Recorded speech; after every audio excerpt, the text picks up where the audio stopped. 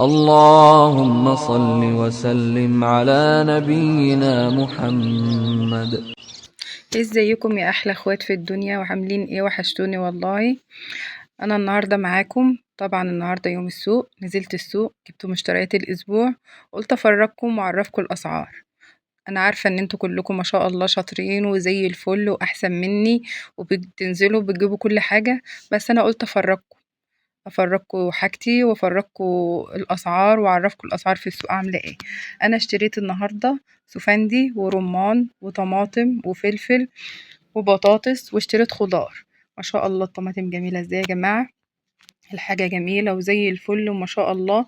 الأسعار في متناول الجميع وعلى قد الإيد، يعني بأقل من، يعني ب20 جنيه هتشتري، وب50 جنيه هتشتري، وبأقل من كده كمان هتشتري. كل واحد على قد إيده وعلى قد مقدرته هيشتري إن شاء الله. ما شاء الله البطاطس جميلة يا جماعة، الكيلو ونص ب10. بطاطس جميلة جدا.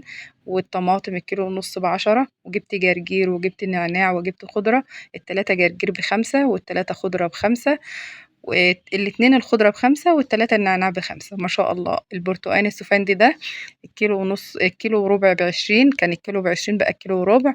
والرمان الكيلو ب30. ما شاء الله يا جماعة مسكرة مسكرة وزي الفل. ما شاء الله العيال عندي بيحبوها فبجيبها عشان. وال... والطماطم سكرية فلاحي الكيلو ونص ب5. ما شاء الله. أنا جبت ربع كيلو فلفل بس، لأن الكمية بتاعته بتفضل عندي في البيت، يعني بتفضل يعني بتكفيني أسبوع. جبت الربع كيلو ب5. البطاطس دي الكيلو ونص ايه ب10. ما شاء الله جميلة، الحاجة جميلة وصابحة وزي الفل، مفيش فيها فسفوسة بايظة يا جماعة، وجميلة ما شاء الله. اللهم بارك، اللهم ديمها عليا يا رب نعمة واحفظها من الزوال. اما اصحى من بدري كده انزل اجيب طلباتي وحاجتي، بتبقى جميلة وزي الفل وبتقعد معايا بالاسبوع. ما شاء الله يا جماعة حلو. انا هاخد الطماطم بقى، اشيل منها اي حاجة كده واعينها في التلاجة. ما شاء الله شوفوا الطماطم اللي باقية دي كانت لسه عندي من الاسبوع اللي فات. ما شاء الله جميلة، ما بتبص يا جماعة، وحلوة وزي الفل.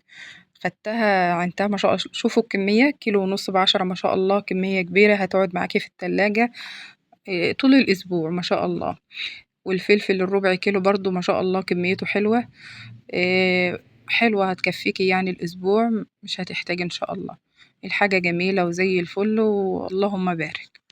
ما تنسوش يا جماعة تشتركوا في القناة بتاعتي لو تحبوا تشوفوني تاني في الهوا سوا مع لولو. وهنا برضو الخضار كنت نضفته وعينته في طبق كده عشان ايه اغسله. والحاجة دي هشيلها عينها في التلاجة بقى. والفاكهة حطيتها في طبق، غسلتها وحطيتها في طبق عشان لو حد من الأولاد ايه حب ياكل حاجة. ما شاء الله الحاجة زي الفل اهي. اللهم بارك، واللهم دمها علينا نعمة يا رب واحفظها من الزوال. ما تنسوش تشتركوا في القناة يا جماعة لو تحبوا تشوفوني تاني. ودمتم سالمين وفي قلبي موجودين. مع ألف سلامة.